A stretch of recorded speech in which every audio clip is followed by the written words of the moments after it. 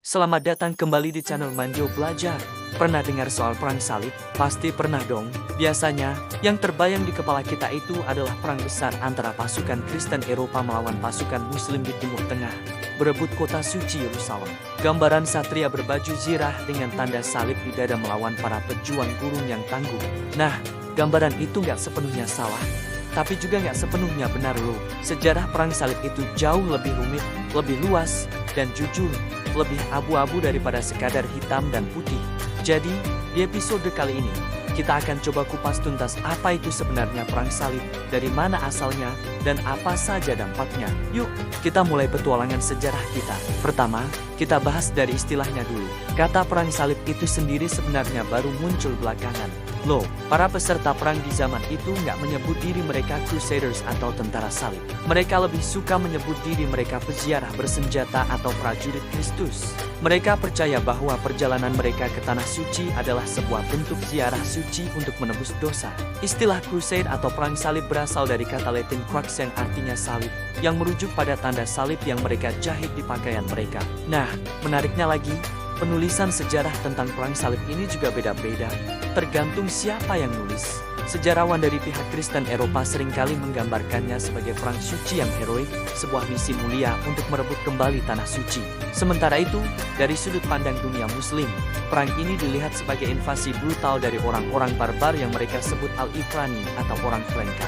Bahkan, dalam sejarah Arab klasik, peristiwa ini seringkali tidak dianggap sebagai satu rangkaian perang besar, melainkan serangkaian invasi asing yang datang dan pergi. Baru di zaman modern, sejarawan dari kedua belah pihak mulai mencoba melihatnya dengan lebih objektif.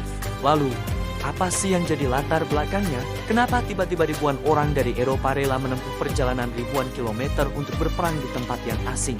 Jawabannya kompleks. Ini bukan cuma soal agama, ada faktor politik, sosial, dan ekonomi yang saling berkelindan. Pada abad ke-11, Kekaisaran Bizantium atau Romawi Timur yang berpusat di Konstantinopel sedang terdesak oleh bangsa Turki Seljuk. Kaisar Bizantium, Alexios I Komnenos, merasa cemas dan meminta bantuan militer kepada pemimpin gereja di barat, yaitu Paus Urbanus II.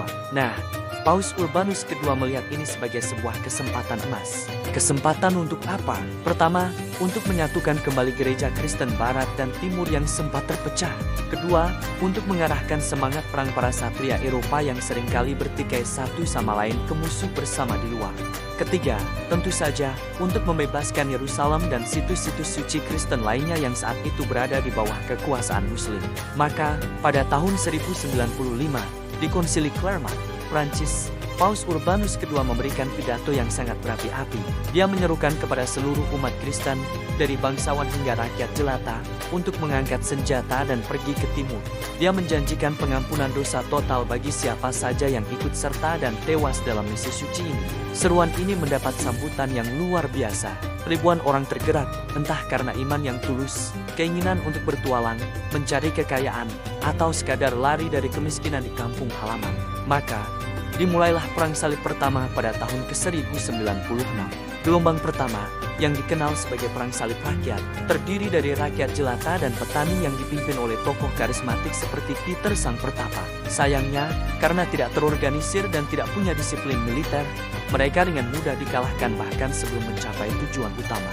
Gelombang kedua, yang dipimpin oleh para bangsawan dan satria profesional, jauh lebih sukses. Setelah melewati perjalanan yang panjang dan pertempuran yang sengit, mereka berhasil merebut kota-kota penting seperti Nikaia dan Antioquia. Puncaknya, pada tahun 1099, mereka berhasil merebut Yerusalem.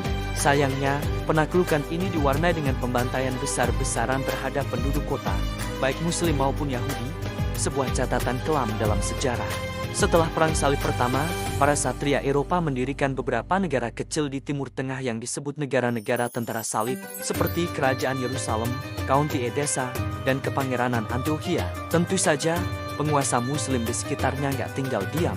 Mereka mulai melakukan serangan balasan. Pada tahun 1144, Imaduddin Zanki, seorang pemimpin Muslim yang kuat, berhasil merebut kembali Edessa. Jatuhnya Edessa ini memicu kepanikan di Eropa dan mendorong dilancarkannya Perang Salib Kedua. Memasuki abad ke-12, Perang Salib Kedua digagas. Kali ini dipimpin langsung oleh raja-raja besar Eropa, yaitu Raja Louis ke-7 dari Prancis dan Raja Conrad III dari Jerman. Tapi, perang ini berakhir dengan kegagalan total. Koordinasi yang buruk, pertikaian internal di antara para pemimpin, dan strategi yang salah membuat mereka gagal mencapai target utama, yaitu merebut kembali Edessa atau menyerang Damaskus. Kegagalan ini jadi pukulan telak bagi moralitas tentara salib. Situasi berubah drastis dengan munculnya seorang pemimpin muslim yang legendaris, Salahuddin al-Ayyubi, atau yang dikenal di barat sebagai Saladin. Salahuddin berhasil menyatukan faksi-faksi muslim di Mesir dan Suriah. Pada tahun 1187, dalam pertempuran Hattin yang menentukan, pasukan Salahuddin berhasil menghancurkan sebagian besar kekuatan militer kerajaan Yerusalem. Tak lama kemudian, Yerusalem pun jatuh kembali ke tangan kaum muslim. Hebatnya, Salahuddin menunjukkan sikap yang jauh berbeda saat merebut kota itu. Dia tidak melakukan pembantaian, bahkan mengizinkan penduduk Kristen untuk meninggalkan kota dengan aman setelah membayar tebusan, dan bagi yang miskin, dibebaskan begitu saja. Jatuhnya Yerusalem sekali lagi menggemparkan Eropa dan memicu Perang Salib ketiga, yang sering disebut Perang Salib para Raja. 3 raja terkuat Eropa saat itu ikut serta, Kaisar Frederick Barbarossa dari Kekaisaran Romawi Suci, Raja Philip II dari Prancis, dan Raja Richard I dari Inggris, yang terkenal dengan julukan Richard the Lionheart atau Richard si hati singa. Sayangnya, Barbarossa tewas tenggelam di sungai dalam perjalanan, dan Philip kembali ke Prancis karena berselisih dengan Richard. Akhirnya, perang ini menjadi duel sengit antara Richard dan Salahuddin. Meskipun Richard berhasil memenangkan beberapa pertempuran dan merebut kembali kota Akko, dia tidak pernah berhasil merebut Yerusalem. Perang ini berakhir dengan sebuah perjanjian damai yang mengizinkan peziarah Kristen untuk mengunjungi Yerusalem dengan aman. Setelah itu, masih banyak lagi perang salib yang dilancarkan. Perang salib keempat malah jadi salah satu yang paling kontroversial. Bukannya menyerang Muslim di Mesir sesuai rencana awal, para tentara salib ini malah berbalik menyerang dan menjarah kota Konstantinopel, ibu kota Kekaisaran Bizantium yang notabene sesama Kristen. Ini benar-benar ironis, mengingat perang salib awalnya dimulai untuk membantu Bizantium.